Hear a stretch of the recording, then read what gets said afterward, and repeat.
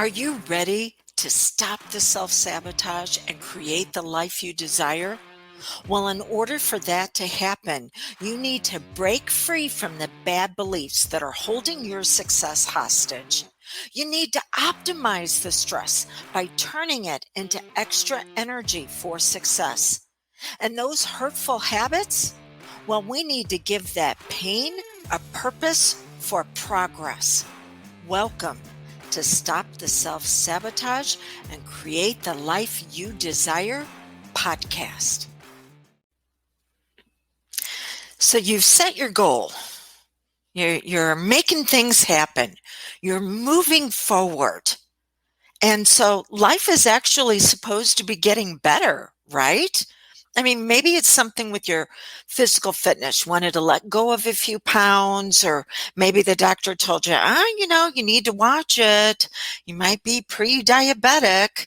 And so, yeah, you're working out. And then all of a sudden, you feel that tickle going on in your throat. Maybe that the lungs feel a little congested and you're like, oh my gosh, with everything that's going on right now, I'm afraid that it's more than just what the common cold is. Better bundle up, stay inside, don't go outdoors, finish my workouts, don't go to the gym. Oh my gosh, to stop. Or maybe it's with finances. Like, hey, had some extra income coming in, so I'm going to put that away just in case something might come up. And gosh darn it, now the refrigerator is starting to make funny noises, or the microwave seems to be cycling on and off. Why can't I ever seem to get a firm foundation underneath me? Could it be that you decided that, you need to reconnect with some people? Things have been challenging. So you want to bring those people in even closer. Maybe it's a significant other, or you're reaching out to make a concerted effort with those friends. And then it seems like stuff it just keeps blowing up. It's like, why can't you seem to get along with them? Or maybe you chose to go back to school so you can advance your career. And as soon as you do, all the previous levels with your health and your money and your relationships seem to blow up on you. What's up with this? Well, we've got two things that we need to deal with today. That when fear and overwhelm try to steal your goals, your dreams, when they try to tell you, don't bother, it's not for you. We need to get you stabilized as quick as possible. We need to get you back on a firm foundation. So that's the first thing that we need to look at today. But then the second thing we want to look at is you were conditioned and programmed to have this fear and overwhelm. You were actually taught to go into this state. And here's the thing, anything that's been learned can be relearned. But until we understand what the fear and overwhelm is actually meeting for you, what need it's meeting for you, even in a dysfunctional way, it is still doing something for you in your life, or you wouldn't repeat it. Until we find the cause, you will continue to repeat the symptoms. And we can't look at just treating symptoms, because when we do, then they'll just go underground in that area and then show up someplace else to cause you problems. Okay, so for those of you who have joined me live, if you have any questions, hey, reach out. Give me a shout out. I'll do my best to answer it live. For those of you that are catching this on Stop the Self-Sabotage and Create the Life You Desire podcast, you can reach out to me 636-699-7791. Or you can go to canhypnosishelpyou.com and see a link to where we can get your questions answered that way. All right. So overwhelm and fear. Go back to the last time you experienced it. I know when I did, Saturday. Yeah. Teaching a new class of certified hypnotist. and I have to send them materials that are worth hundreds and hundreds of dollars on my end that I have to pay for. Sending it out to someone and looking up to see that they received it, and it said, yes, they received it. And they were like, no, I didn't. And I'm like, freaking porch pirates? Are you kidding me? Oh my gosh. I don't want to have this come out of my pocket. And then I realized, oh, you know what? Maybe we need to look at upgrading on how we ship these things. Because, see, when you go into fear and when you go into overwhelm, there's a message. And the message is saying that there's something you need to take action on. There's something you need to deal with. But if you are not used to listening to yourself as far as there's a reason why I'm feeling like this, and instead go along with the symptoms of tunnel vision and getting yourself all amped up, and you can't really breathe and you can't see your way out because all you're doing is looking at the obstacle instead of looking at it as an opportunity to upgrade something that you've got going on in your life, which is exactly what's going on because your subconscious mind only operates under urgency. See, habits and patterns that are in place for either success or failure all were put into place because there was an urgency. You learned to brush your teeth because there was an urgency of mom didn't want to have to take care of it for you, or dad didn't want to have to smell your stinky breath. And the same way with learning to take a shower and dress yourself, everything you experienced in life that turned into a habit and pattern was because there was a sense of urgency. You need to get this done now. Think about you not taking a shower for a few days. Happened to my mom just a couple of weeks ago when she was having a problem with the septic tank. And she's like, oh, cannot handle feeling like this. Sense of urgency, subconscious going, need to get this taken care of. But what you did was you learned to stay in the overwhelm and the fear instead of taking action on the message. So it's here to tell you something needs to be addressed. So do not look at the symptoms. All right, what do you need to do to stabilize yourself?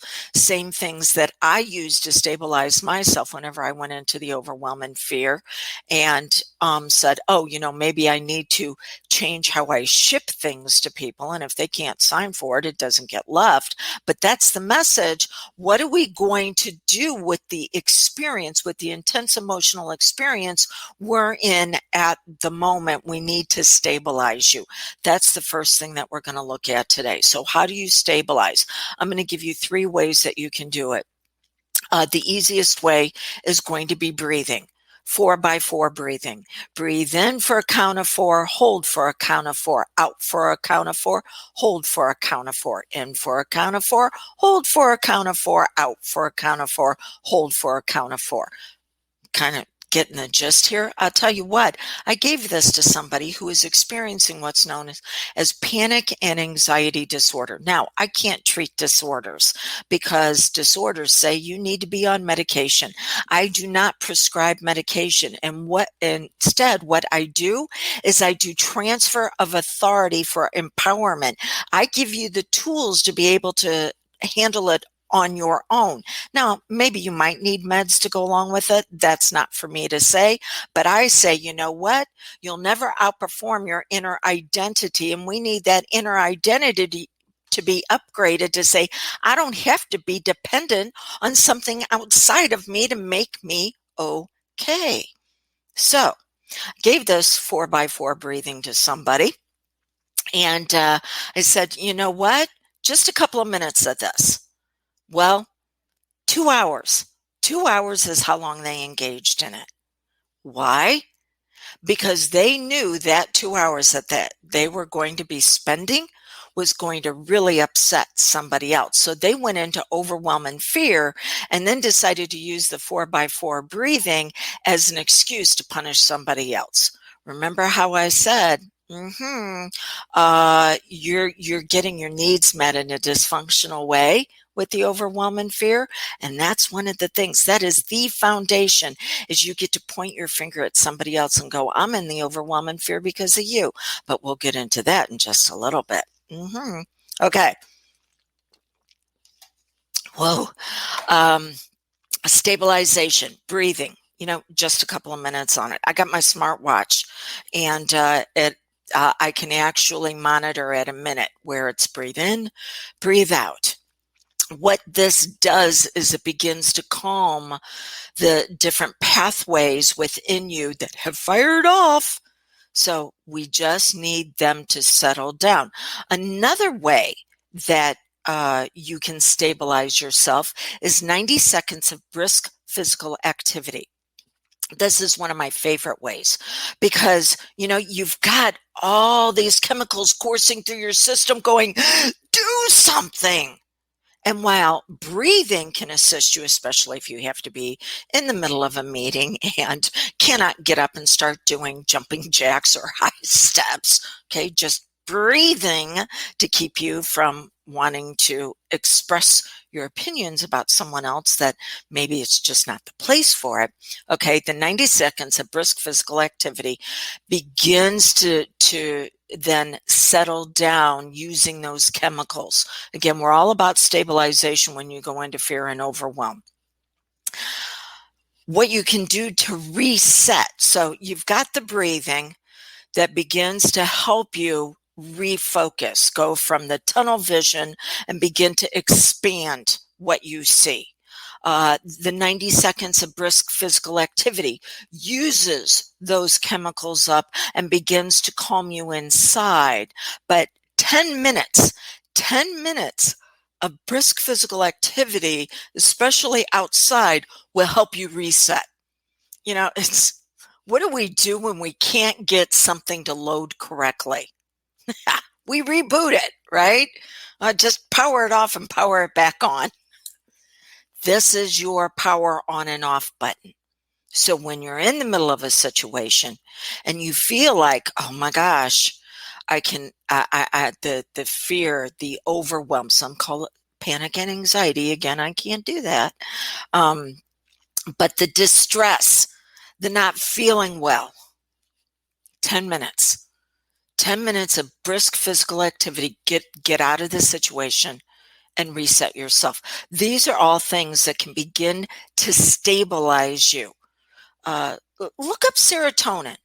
Serotonin is a stabilization drug. I was talking about this to one of my private clients just last night. Serotonin is a stabilization drug, and it's what we need to have for a firm foundation underneath us. Look up and see how you can establish serotonin in your life, because we need to change it out for dopamine. Dopamine is a hit you get as a reward. And for a lot of people, they've been trained to go into overwhelm and fear and either shut down or lash out when they're in that state. And because they were trained and conditioned to either shut down and be the rock that everybody else relies on, and oh my gosh, I have to sacrifice myself so everybody else can be okay. And guess what happens? Because they were programmed and conditioned to do that, they get a hit of dopamine. No different than a drug addict getting a hit of dopamine when they get their fix. You can get your fix met for dysfunctional needs. And then it fires off your reward center. And now you're going to continue to look for ways to be in overwhelm and fear, because that's what you were conditioned and programmed to do. And every time you go there, you can get a hit of dopamine. Your reward center fires off. Is that not freaked up? We need to exchange that hit of getting rewarded for bad behavior, not your fault. You were programmed to do it, but now you got to take 100% responsibility for turning this around. We need to then begin to replace potentially serotonin, which is a firm foundation, stabilization, that you're going to get the message, and you don't have to go into overwhelm and fear, not for very long, before you understand what's really happening and then say, okay, great. How can we move forward with this? So I gave you ways to stabilize, and that's going to be short term. But now we need to go into the 4 pieces of long term, because you are going to experience this.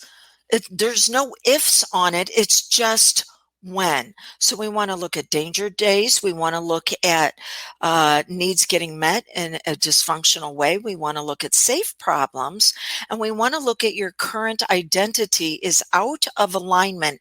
It is incongruent. It is out of harmony with where you want to go with your goal. This is long term. All right. So danger days. Anytime you set a goal and you're going after it, there are going to be times when you can expect things to fall apart. 72 hours, 7 to 10 days, or 6 to 10, right around there. 3 weeks, 6 to 8 weeks, and 12 to 13 weeks. So you set a goal, you're going after it. First 72 hours, that's how long it takes to let go of a habit and pattern. Only 72 hours. But those 72 hours can be a roller coaster. Now, whenever I work with clients utilizing hypnosis, and we know that they're experiencing fear and overwhelm, I give them a tool to take that fear and overwhelm and turn it into extra energy to get more done with less effort. Yes, because that's what you've got coursing through you are all these chemicals that say, get up and do something. If I ask the general public, when you go into a fear state, oh my gosh, I can't have my goals. When you go into overwhelm, oh, I have too much to do.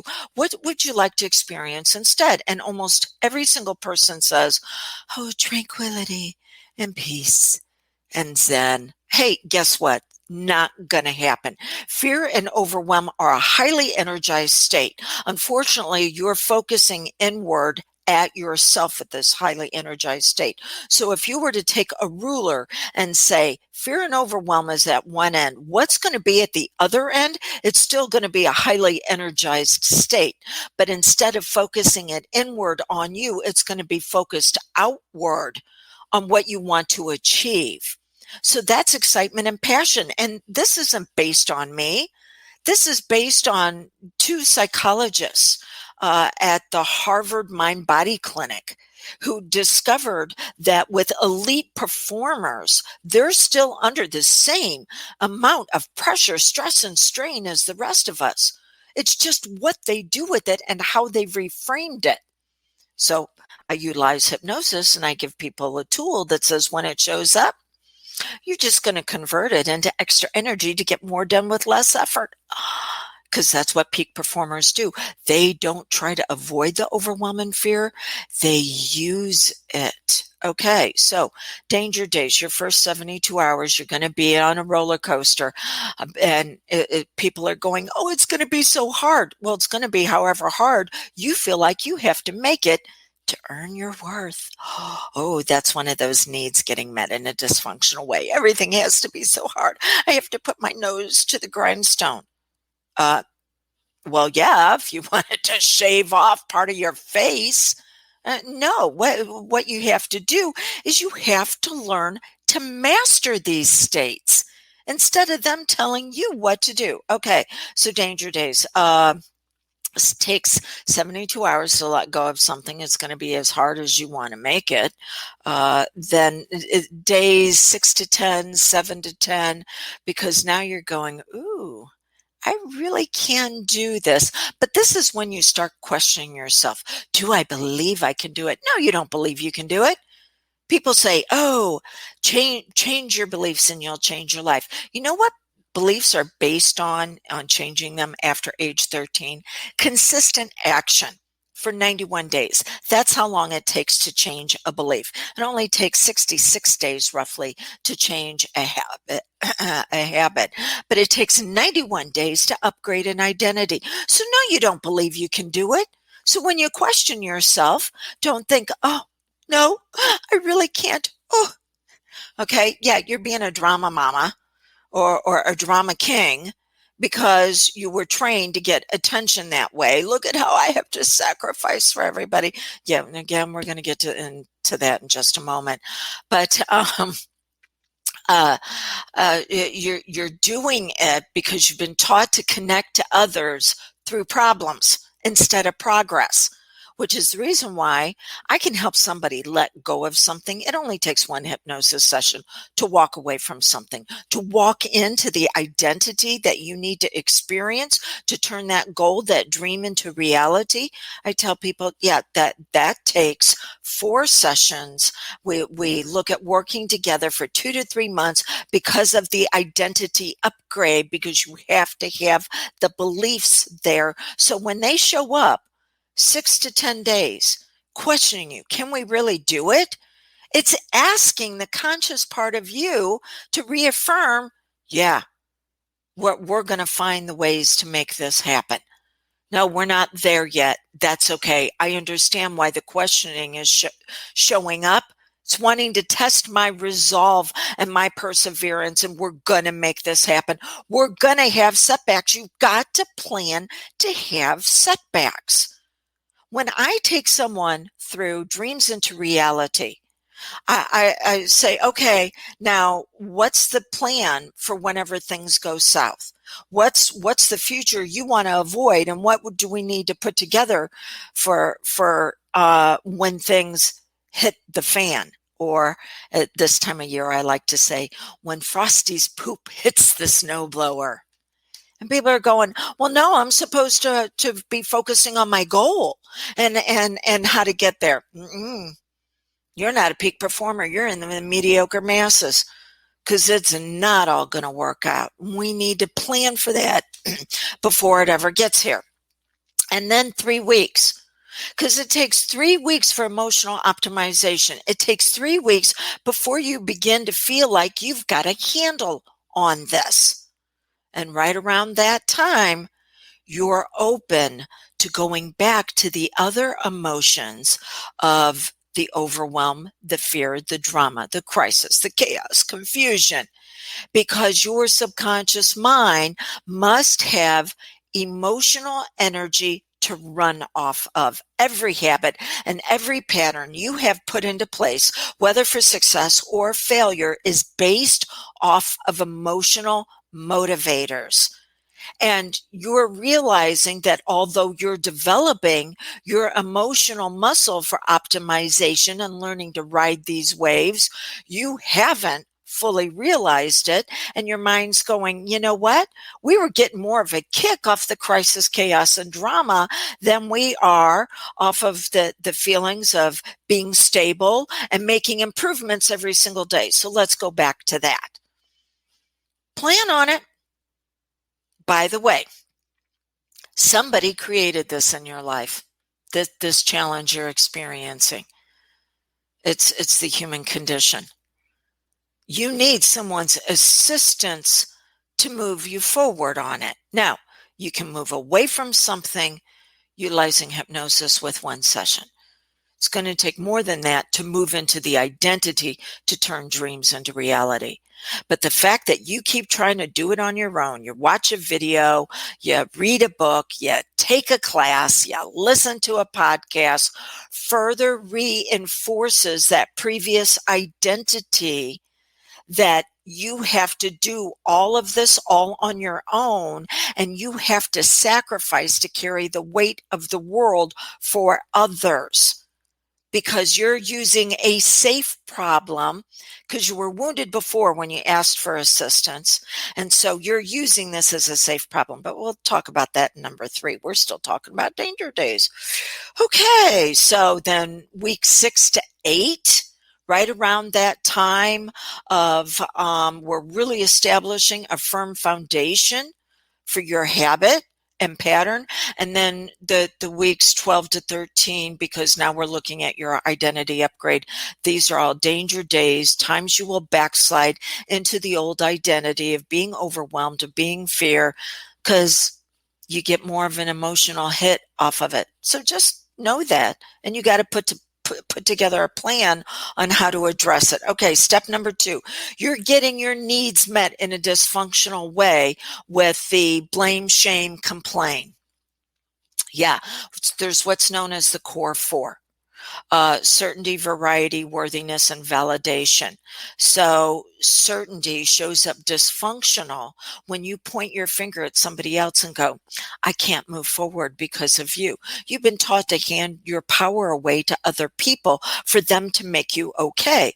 Yeah, you have to take 100% responsibility for making this okay for yourself.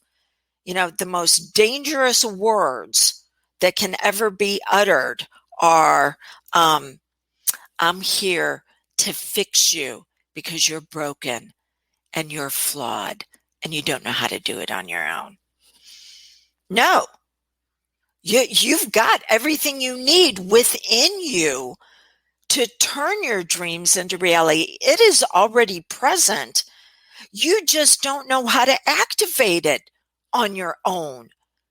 That's all. You're not broken. You don't need to be fixed ever. You've just learned to get your needs met in a dysfunctional way. That's all. And so you were taught that you to blame other people and you can't move forward until they're better. Are we seeing a problem with this? Because they're not going to improve. So you improve and then you decide if you want to stay in the relationship with them. But then that goes to the safe problem, doesn't it? On number 3, that opens up an entire new conundrum, doesn't it? That, oh my gosh, if I get better, then I have to decide if I want to keep going back to what made me sick. And so you'll distract yourself. Okay. The second thing is you were taught to get your emotional needs met by there always being a lot of emotional energy of crisis, chaos, and confusion. Oh my gosh. Why? Because you get bored of always pointing your finger at somebody else and going, this is your problem, and I can't be better until you get fixed. And so your brain gets tired of that, and it wants to escalate things. By the way, out of these 4, you have one that you're very most favorite. And so it will escalate things by saying, how bad can it get? And it will find out because you've learned to put yourself into a corner, your back against the wall, before you'll push off with that energy that you've been building up, and you've got all of this momentum, and now you'll push off and start taking a flurry of activity and actions to turn your goal into reality. But if this is you, because you'll find that you procrastinate a lot because you love the energy hit you get off of it, you can't sustain this. So you've got this big influx of energy, and then you wear yourself out real quick, and then you go low, and then, oh, now you got to point your finger at everybody, so it all builds up, and now we've got another breakdown. I see this happen with people that go from money problems to health problems to relationship problems to career problems. Now we're back at a health problem, and they're like, oh my gosh, it seems like this black cloud follows me around everywhere I go. Yes, you are conditioned and programmed to put people into these places to cause you these problems because you love the energy you get off of it. Okay. The third need you can get met in a dysfunctional way because, well, you're pointing your finger at others and you're saying you're the problem, and now I've got all of this crisis going on because of you. The subconscious mind gets tired of you pointing the finger at everybody else with the problem, and it wants to get attention, and this is when you learn to get importance. You get importance. The spotlight turns back on you because each level builds on the level previously. And so you get importance being met of, oh my gosh, I must sacrifice myself for everybody, for them to be okay. Or I must go in and save them because they can't do it all on their own. So now you make the drama in your life something that you can actually do something about instead of always pointing fingers at other people. Now you're going to point it at yourself and go, oh, look at me and what I must do. And yeah, it's literally with that much theatrics. Okay. And then you go to the final level. By the way, that's a level of worthiness. Oh, look at me. To be worthy in life, this is what I must do. Okay. That's simply what you were conditioned and programmed to do. And you will find the people to put in the places for you to live that out. You will disempower others so you can be enabled to be a codependent. All right. Simply your programming and conditioning. Remember how I said there's 4 levels, and one of these is your very most favorite. The last one is validation. And this is when you really wanted love, but you learned to survive on the crumbs of connection by connecting to others through painful problems. You know, I had a couple of people in my life that I was close to, and last fall, because of some different things that were going on in our environment here in the United States, all they could do was talk about the problems. There's a very old adage, I think it's from the 60s. You're either part of the problem or you're part of the solution. But all they wanted to do was talk about problems. And so, remember what I said earlier?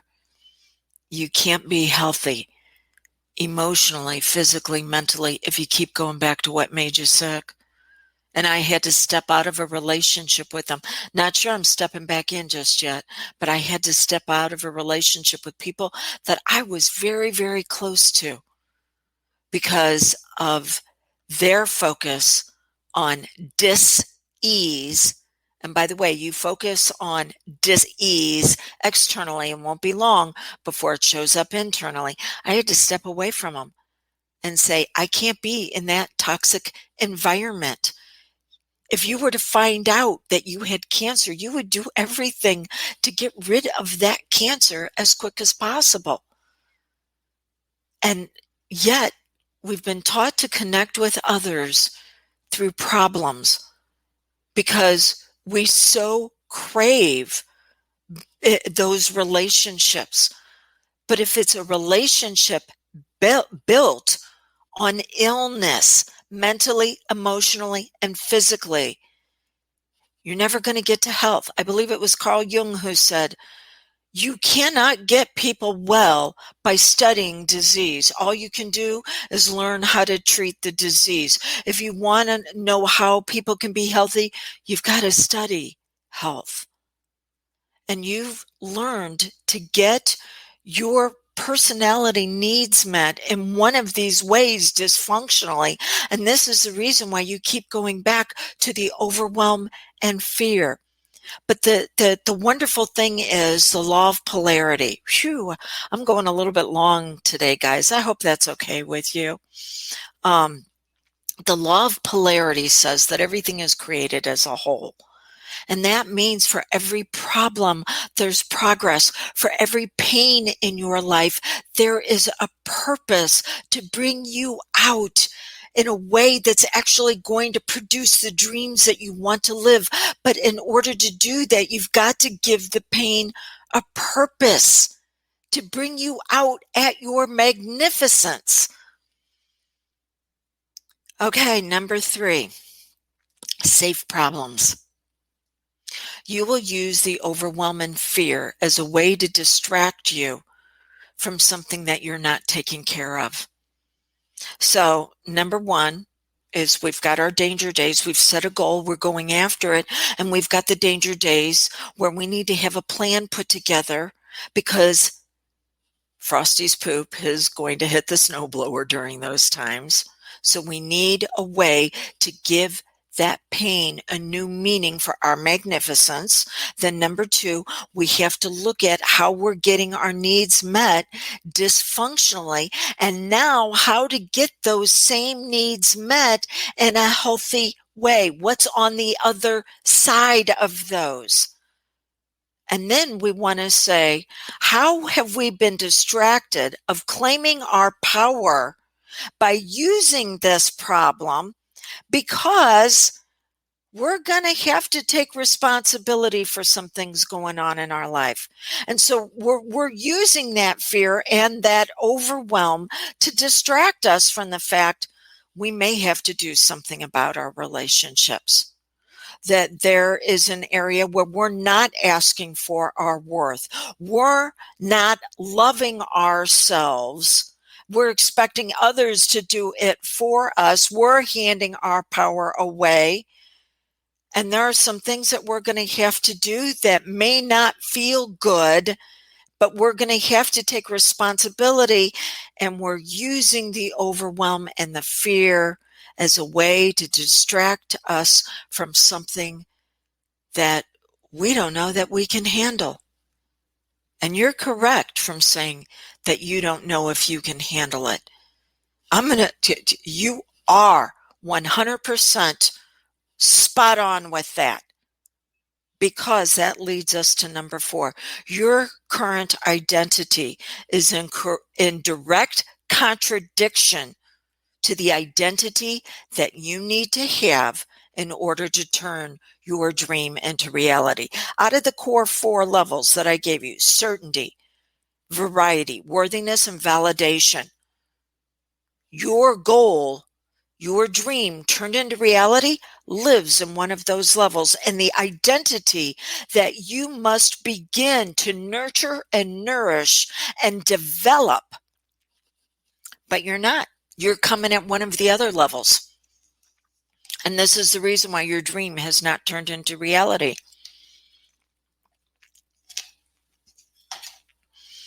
Is because who you are right now is not who you need to be to experience the results of this goal.